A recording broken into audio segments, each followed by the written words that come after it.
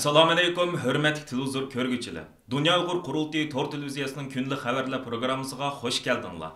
Men İftixar Abdurashid. Hörmətli ko'rurmanlar. Tövəndə diqqətinizlər kunlik xabarlar programmamızın təfsilatı bo'lsin. Amerika Xalqaro diniy erkinlik komitetining raisi Nuri Turkel apandining "Qechish yo'li yo'q. Xitoyning Uyg'urlarga yurgizayotgan irqiy qirg'inchilik haqidagi rost voqealar" nomli kitobi 2022-yillik Xalqaro Mor fondi mukofotiga erishdi.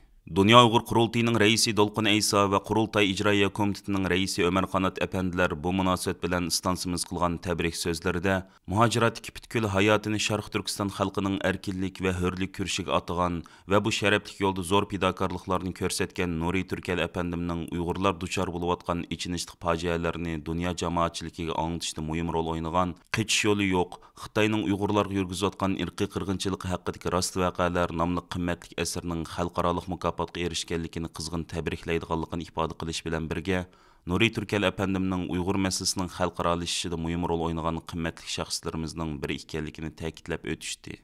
Xalqaro Mor fondi mukofoti o'zining Twitter hisobida "Qechish yo'li yo'q" nomli kitob haqida mundaq baho bergan. Nuri Turkel apandining dodillik bilan yezib chiqqan bu alayda hikoyasi tunji o'qishda bizni hayron qoldirdi. Biz bu yil o'qigan ko'plagan esil kitoblar ichida bu kitob kishini alayda jalb qiladi.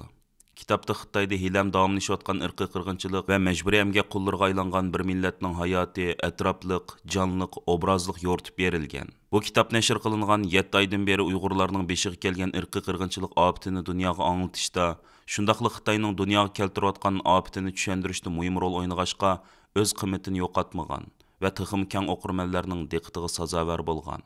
Nuri Turkel apandi o'zining Twitter hisobida bu mukofot Xitoyning yig'ilish lagerlarida va turmalarda yetayotgan millionlagan Uyg'urlarga tava deb yozgan. U yana Mor fondi mukofotining ahamiyati va shon-sharafning yanada o'z xalqiga mansub ekanligini ta'kidlagan.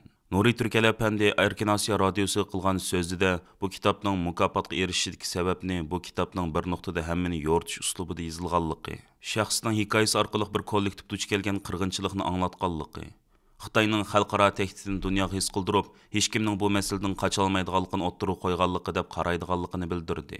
Mor fondi mukofoti 2015-yilda ta'sis qilingan bo'lib, dunyodagi kishilik huquq qimmat qarashni qo'g'daydigan va uni ilgari suradigan axborot turidagi asarlarga berildi ekan. Nuri Turkel apandi yana bu kitobning ingliz tilidan boshqa tillarga tarjima qilinish oldida turayotganligini, chet eldagi kitob yarmankalarida texmi ko'p o'qirmanlarga to'linayotganligi va setilayotganligini bildirdi. Avstraliya Tashqi ishlar ministri Penny Wong 19 yanvar kuni Avstraliya Tangirtaq Uyg'ur ayollar uyushmasining raisi Ramila Chanishev va muavin raisi Halima boshchiligidagi bir qism Uyg'urlar bilan yuzturani uchrashib, ular bilan Uyg'urlarning navbatdagi vaziyati haqida suhbatlashgan. Avstraliya Tangirtaq Uyg'ur ayollar uyushmasining muavin raisi Halima xonimning stansimizga bildirishicha, Uyg'ur heyeti Avstraliya Tashqi ishlar ministri Penny Wong bilan ko'rishish jarayonida Avstraliya hukumatidan xalqaro Magnitskiy qonuni bo'yicha Uyg'ur irqiy qirg'inchiligi qo'mondonlik qilgan Xitoy amaldorlari qarta jazo va embargo tadbirlarini yo'lga qo'yishini, Uyg'ur majburiy emkiga chetishlik mahsulotlarining Avstraliyaga import qilinishini cheklashini, Kanadadan ulgilib Turkiya qatorliq ellarda qiyin ahvolda qolgan Uyg'urlarni Avstraliyaga yo'tkab kelish haqida qonun chiqarishini va Avstraliyada yashayotgan Uyg'urlarning vatan ichida jazo lagerlarida va turmalarda tutib turilayotgan urug' tuqqanlarning ozod qilinib Avstraliyaga elib kelinishi uchun tirishchanlik ko'rsatishini talab qilgan. Avstraliya Tashqi ishlar ministri Penny Wong suhbat qilgan so'zida Avstraliya Xitoy munosabatlarida Uyg'urlar masalasining muhim o'rinni egallaganligini alohida ta'kidlab o'tgan. Penny Wong xonim Twitter betida bu qatim uchrashishda tortilgan suratni ham bahralash orqali Avstraliya hukumati Avstraliya fuqarolariga chetishlik masalalar, jumladan Shinjongdagi kishilik huquq masalasi haqida so'z qiladi degan. Penny Wong xonim Twitter betida e'lon qilgan bu uchurni bir kun ichida 60 mingdan ortiq kishi ko'rgan. Koronavirusning manbasini surishti qilish qatorliq masalalarda Amerika bilan bir maydonda turganlik uchun Xitoy hukumati Avstraliya bilan bo'lgan import-eksport savdosiga bir qator cheklimlarni qo'ygan edi. Merkezi Adelaide shahridagi Avstraliya Tangirtaq Uyg'ur ayollar uyushmasi Avstraliya siyosiy sahnalarida aktiv faoliyat ilib berayotgan va Dunyo Uyg'ur qurultiyi bilan zich hamkorlik munosabat o'rnatib kelgan tashkilotlarimizning biri bo'lib, mazkur tashkilot Uyg'ur masalasini Avstraliya parlamentiga, hukumatiga, Avstraliyadagi ommaviy tashkilotlarga va Avstraliya matbuotlariga anglitishda muhim rol o'ynab kelmoqda. Xitaylarning eng cho'ng an'anaviy bayrami bo'lgan 2023-yillik Chag'an yetib kelish oldida Sharq Turkistonning har qaysi joylarida turli tabriklash faoliyatlarining tayyorliklari boshlanib ketgan bo'lib, bu ahvol Xitoy axborotlarida Sharq Turkistonga bir yangilik sifatida keng tashviq qilinishga boshlagan. Bu xildagi faoliyatlardan tipik Xitoycha alaydilik ega madaniyat sayohat faoliyati Xotan viloyatida o'tkazilgan. Xitoy boshqurishidagi Xinjiang gazetining 19 yanvardagi xabarda aytilishicha, Xitoy hukumati Shichu teatri, Panus saylisi, qadimiy Xitoycha she'rlarni deklamatsiya qilish qatorliq turlarning bu yillik qishliq sayohatining muhim temalaridan qilib bekitgan. Xitoy hukumati yillardan buyon Sharq Turkistonga Xitoycha milliy kimlik va o'rtaq kimlik tushanchisini omumlashtirishga kuch chiqarib kelayotgan bo'lib, har qaysi joylardagi Uyg'urlar izchil Xitoycha shaklda Xitoylarning Chag'an bayramini qutlashga majbur qilinib kelgan edi. Shu sababdan Uyg'ur irqiy qirg'inchiligi izchil xalqaroning diqqatida bo'layotgan dunyo islom davlatlarining elchilari Sharq Turkistonda ziyoratda bo'lgan bir paytda Xitoycha madaniyat san'at turlari orqali qishliq sayohat bozorini jonlantirish tashviqotining o'ttirg'i chiqishi har sohaning diqqatini qo'zg'amoqda.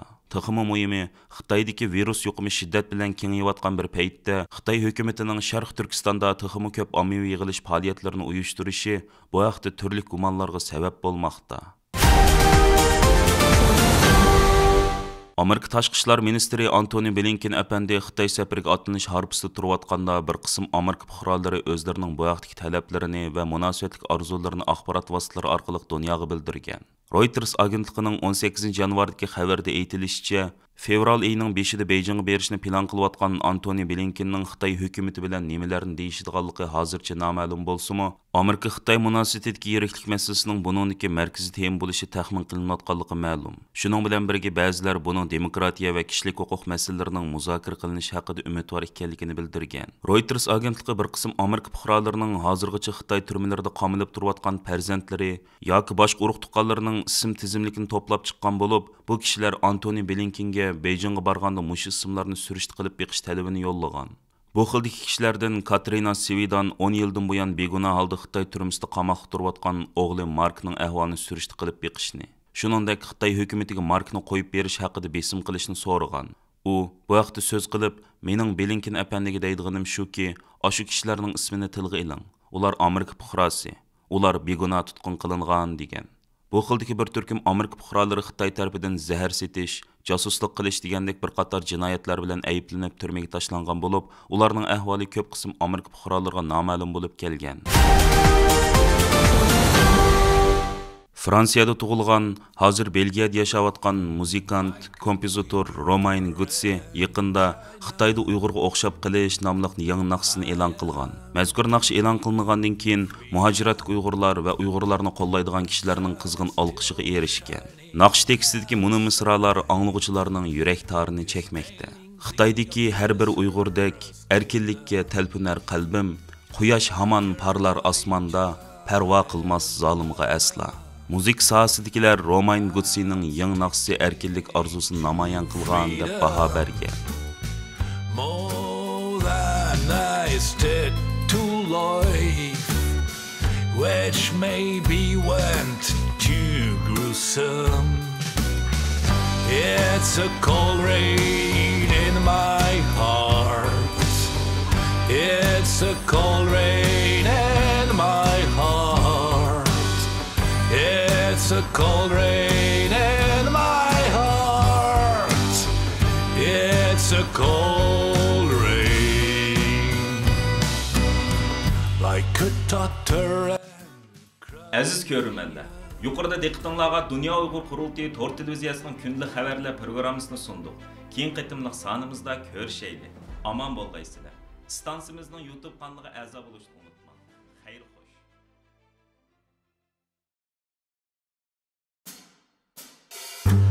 Like an Uyghur in China, I am dreaming freedom.